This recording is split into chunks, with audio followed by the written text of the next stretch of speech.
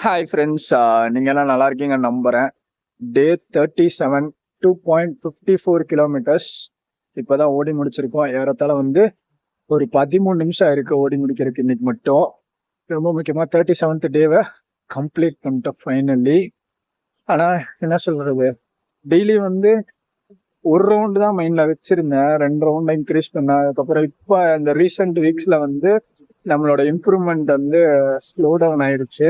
ஒரு ரவுண்டு தான் ஒரு நாளைக்கு அடிக்க முடியுது. அது ஏன்னு தெரியல. அப்கமிங் டேஸ்ல நம்ம ப்ரோக்ரஸ் பண்ணியே ஆகணும். லைஃப்ல வந்து என்ன சொல்றதுன்னா, ரிஜெக்ஷன்ஸ் வந்து ஃபேஸ் பண்ண கத்துக்கணும்.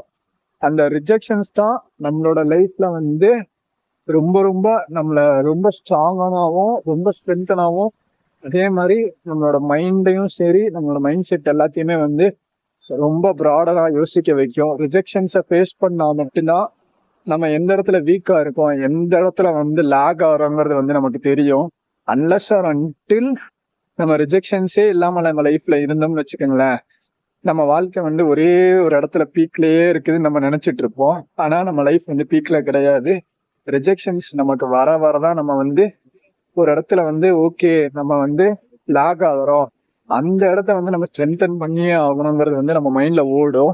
அந்த மாதிரிதான் இப்போதைய சூழ்நிலையில நிறைய விஷயங்கள் லைஃப்ல நடக்குது.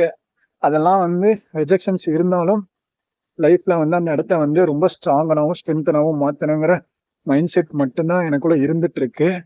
நான் ஏன் ஆடிட்டு இருக்கேன்னா, லைட்டும் கரெக்டா தெரிய மாட்டேங்குது ஃபேஸுக்கு. இந்த லைட் எப்பவுமே நம்ம வச்சிருப்பாங்க, லைட் ஸ்ட்ரீட் லைட் போட்டிருப்பாங்க, அந்த லைட் வந்து அணைச்சிட்டாங்க இன்னைக்கு. இந்த ஒரு லைட் தான் இருக்கு. பிளஸ் வந்து சீக்கிரம் கிளம்பணும் வீட்டுக்கு. வேற இப்ப மணி வந்து பாத்தீங்கன்னா 10 ஆக போகுது. அதனாலதான். சரிங்களா, tata bye bye, see you tomorrow. Tata bye by.